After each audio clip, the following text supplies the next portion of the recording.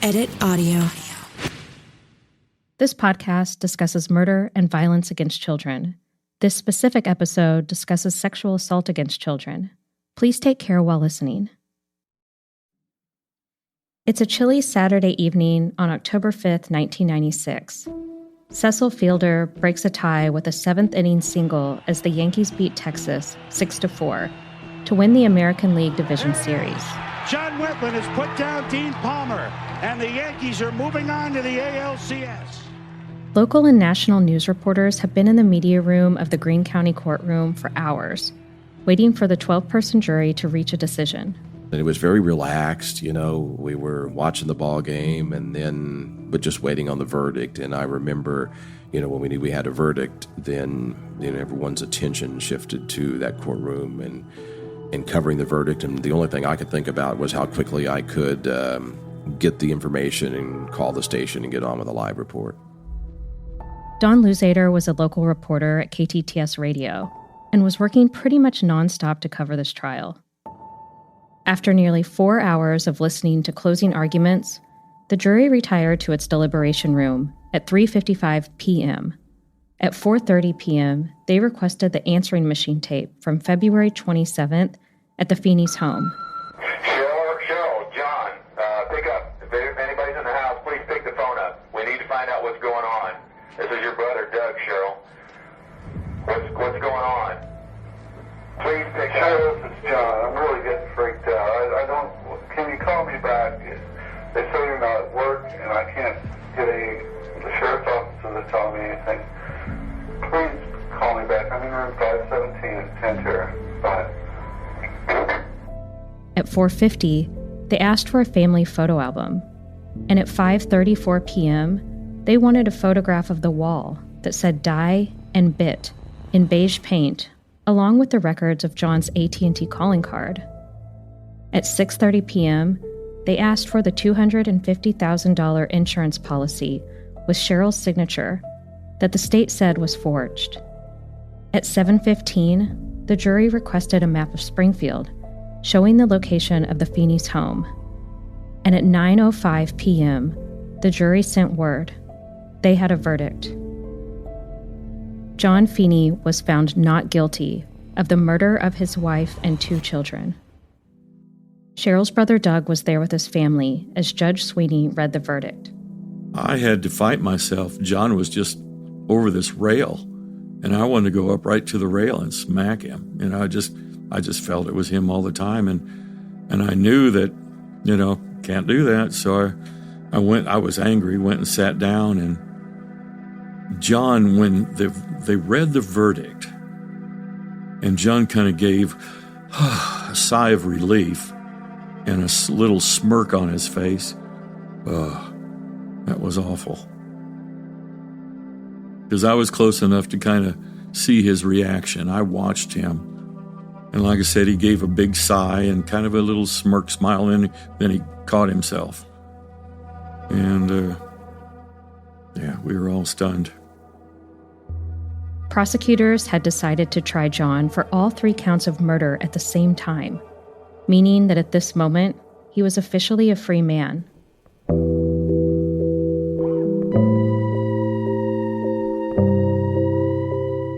This is the Feeney Family Murders, an Ozarks true crime story, and I'm your host, Ann Roderick Jones.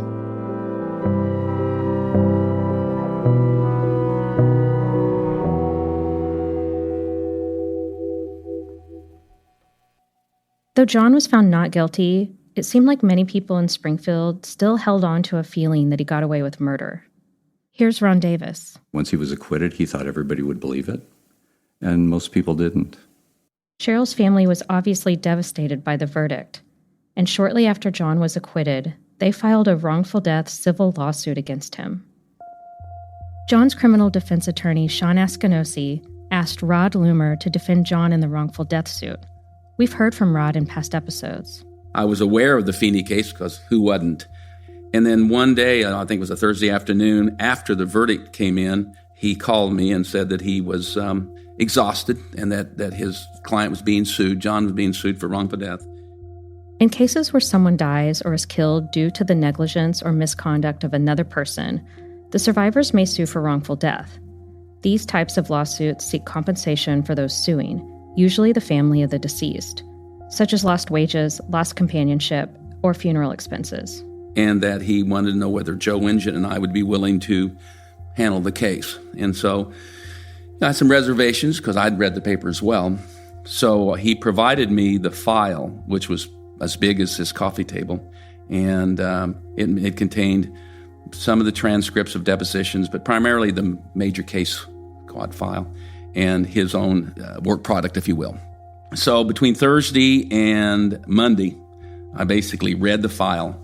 It was obviously extremely intriguing, and I decided after reviewing the file that I would be willing to participate in the case because based on what I had seen, obviously they didn't have enough evidence to convict him, and I was convinced then, and I am now, that Jon Feeney was innocent. Jon was set to receive around $400,000 in insurance money following the death of his family. In fact, prosecutors argued that one of the reasons Jon Feeney killed his family was to collect the insurance money. In total, the Feeney family took out 4 insurance policies between the years of 1977 up until just a few months before the family was murdered. There was also Cheryl's pension of $99 a month that Jon would be set to start receiving on November 1st of 2024.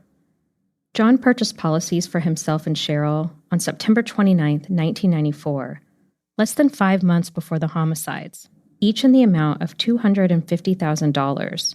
It was the purchase of this policy that ignited suspicion from the police. Cheryl and Jon had purchased policies of insurance on each other several years earlier for death, accidental death, which would include, in this case, even her being murdered. And so the insurance companies owed the money. There was no question about that. They'd been paid premiums, and so they owed the money. The question they had was to whom? 2 handwriting experts were presented in the trial.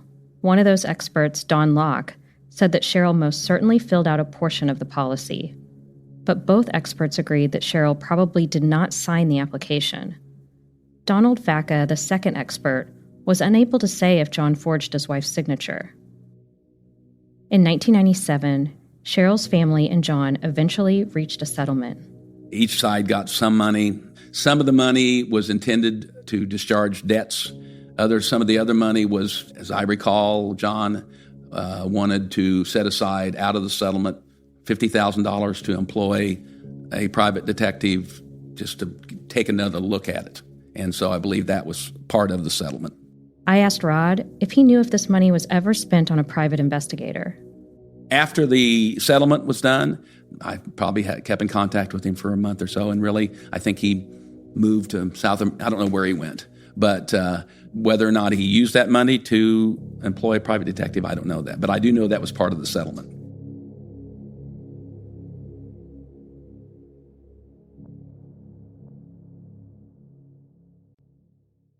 So we've gone over most of the details of this case, but there's one aspect that we haven't brought up until now, and that's because it's hard to know where it fits in.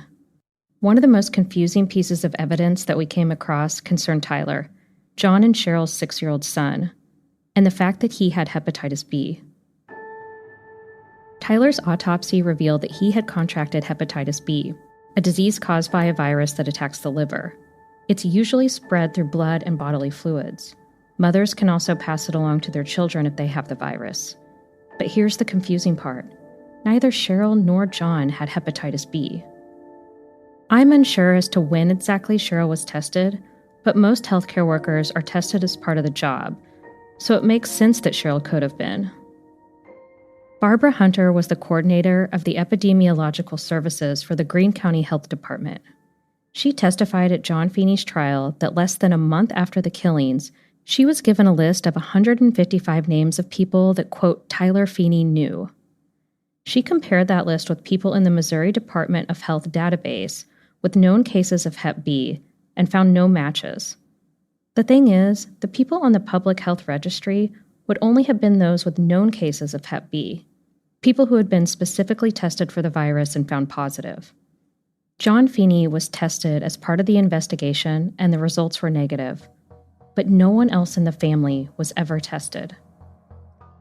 Greene County Medical Examiner Dr. James Spindler testified in court that there was a significant possibility Tyler contracted Hep B through a sexual assault sometime before he was killed. Though there were some signs that Tyler could have been sexually assaulted, the medical examiner could not determine it with any certainty. Prosecutors, once they found out that Tyler Feeney had hepatitis B, thought they had the perfect motive. He had Hep B. Jon Feeney was molesting him. Mom found out. That's why the family had to die. And I remember vividly how they had tested him once, and then they tested Jon Feeney again. And when the test came back negative for hepatitis B, they couldn't figure out where they had gone wrong, because that was the motive that made sense to them. And they couldn't figure out where else Tyler Feeney would have gotten hepatitis B. Because Jon Feeney didn't have Hep B, the defense pointed to this as being the motive for the killing. They suggested that whomever transmitted the hepatitis B and potentially assaulted Tyler is likely who killed the family. I brought this up a lot in my interviews to those people who knew Tyler as to whether or not he had shown any signs of abuse or if he was acting strangely. As I was speaking with my mother-in-law, who taught nursing school to Cheryl and had 3 boys of her own, she made a good point. Tyler was certainly old enough to convey if something was happening, such as abuse. She felt strongly that if Cheryl knew anything, that she would have taken action for her son. A former teacher's assistant who helped at Tyler's school told me over the phone that he was a sweet and charming child, but that he had some issues that she thought may have been anxiety. She said that one day she was walking with Tyler, and he kept pulling at the back of his underwear and making what she described as an awful face. She told the teacher about this, but no more was said or done about the issue that she knew about. So I asked Teresa, Cheryl's friend and coworker, if she had noticed anything strange about Tyler. After all, she was around the family more than most people. When we would go over to their house for the pool parties, he would be swimming in the pool, just off to the side, never really wanted to interact or jump in and swim with the girls. I thought it as, there's something wrong. There's something not right. But I didn't do any digging. I didn't question her. I didn't do any, further, what's happening with him? And to be quite honest, it kind of came to surface at the trial. There was suggestions, there were things that came out that led you to believe and put 2 and 2 together later. And was that like possible sexual abuse? Yes.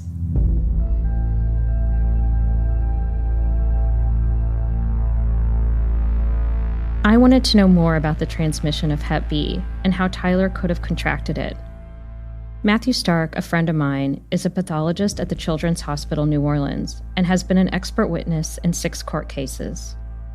Dr. Stark, or rather Matt, explains that the majority of hepatitis B infection is due to something called perinatal transmission. That's transmission between a mother and a child. But this doesn't seem to be the case here. Matt also told me that it's very unusual to test for Hep B, especially after death. So why did they test Tyler? Transmission may also happen between kids, from something like cuts or scrapes, or it could be transmitted due to unknown exposure with body fluids of close household members or other infected children. So I want to make sure I have this right, mostly because this is a huge red flag to me.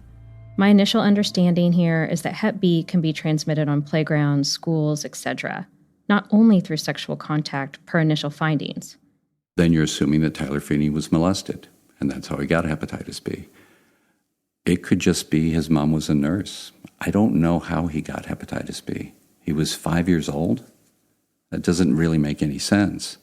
But once they found out that Jon Feeney didn't have it, they backed away from that aspect because there really wasn't much. It wasn't going to link them to Jon Feeney. But again, these tests were never performed and never came up in trial. Here's Miles Sweeney, the judge who presided over the case. Obviously, the hepatitis brings up an entirely different story. Is it normal to not look into these other things and to put all of your eggs in one basket? I don't know, but what they did look. It didn't come up in front of me. The fact that those things did not come up in the trial is no indication that they were not investigated. They very likely were. I'd certainly hope that they were.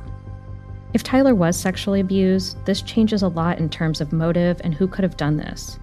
But the weird thing about all of this is that it remains inconclusive. Hep B as a motive theory was never investigated. The defense claimed that whomever had the Hep B was likely the killer, yet another suspect was never presented. And here's a thought. If you were the father of 2 young children who had been murdered, and the defense believed that the person who did this was the one with Hep B, would you not exhaust all attempts to find out who that person was and work to have more people tested? Maybe this happened and we just don't know about it. There's a chance that this is unrelated and that Tyler contracted it from somewhere else. But it's really hard not to speculate how this case could have turned out differently if they had tested other people in the family aside from just Jon Feeney, given that the police were so sure of the personal nature of the crime. When I told Matt or Dr. Stark about the testing, he said point blank, a person might be tested if they work in a hospital, but it's doubtful that anyone else besides healthcare workers have been tested. He asked me if I had. I seriously don't think so, at least not to my knowledge. Was it a mistake that more people close to the Feeneys weren't tested for Hep B? On that same line of thinking, was it a mistake for Jon to be tried for all 3 murders at the same time, giving the prosecution only one shot to convict the only suspect they'd identified in the case? They did what they did with the evidence they had. It surprised me that they charged him with all 3 and kept all 3 charges. I mean, there were a lot of people that were thinking in terms of strategy, charge him with murdering one of his kids. If he's acquitted, you still have 2 more murder charges. This was an all-or-nothing effort. And there were plenty of local lawyers who told the prosecutor going in, you're going to lose this case, and big, because you don't have jack on this guy. And they went ahead.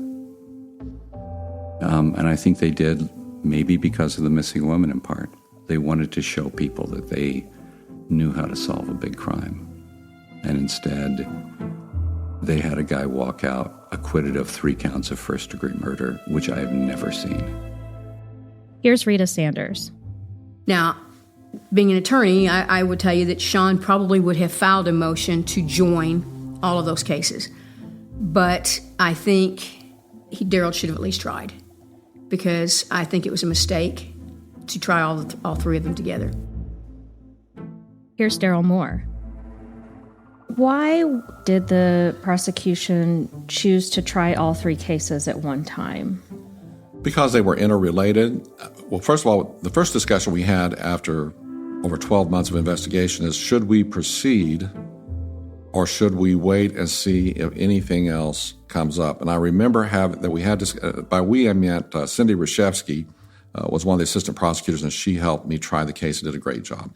But Cindy and I had discussions with law enforcement and with Don and Lynn, Cheryl's parents. I don't remember if Doug was present. And I don't believe we did those conversations with the law enforcement and Cheryl's parents at the same time. I think we had separate. In any event, we had conversations with both groups. With the law enforcement group, do we believe that any other evidence is going to turn up? Should we wait? Should we just let it sit there and hope that over the years maybe some other witness pops up that can put him near the scene, or he makes a statement to somebody that we find out about? But the conclusion of the law enforcement was the odds of anything new being discovered was probably minimal. We talked to the family and made it clear to them, said there's a risk factor here that if we proceed and there's a not guilty, then jeopardy attaches and we're done. On the other hand, we could wait, but there's no guarantee that as time goes on that any new evidence will come up. So the issue is, do we want to try to go forward now while we have witnesses, even though they may be circumstantial, witnesses whose memory's fresh, versus letting it drag on for years when memories fade, maybe even some of the investigating officers die, so you don't have chain of custody anymore. So ultimately the decision was made to try it, and the decision was made that we should go ahead and try all 3 counts, because in any event you were going to refer to all 3. I mean, that's the bottom line. So we saw no point in trying them separately. We always viewed that there was one shot. If we were going to try it, there was one shot. And so the best shot was to try all 3 at once. Do you still feel like that was the right decision? Yes, because there's been no new evidence. And, a few years ago, I kept reading people saying, well, it's a cold case or unsolved. Well, no, it's not. A jury found him not guilty. A jury did not say he was innocent. There's a big difference between being found not guilty and innocent. The jury instruction doesn't say we, the jury, find the defendant innocent. It says we, the jury, find the defendant not guilty, which basically means they didn't believe the state proved its case beyond a reasonable doubt. In the next episode of the Feeney family murders, we find out where Jon is today. I got to know about his past when he told the whole class about what happened to his family. It was kind of shocking, Everybody was jaw dropping. The whole class was jaw dropping, really. So, but no one says to him like they were sorry or something like that, We're just shocked.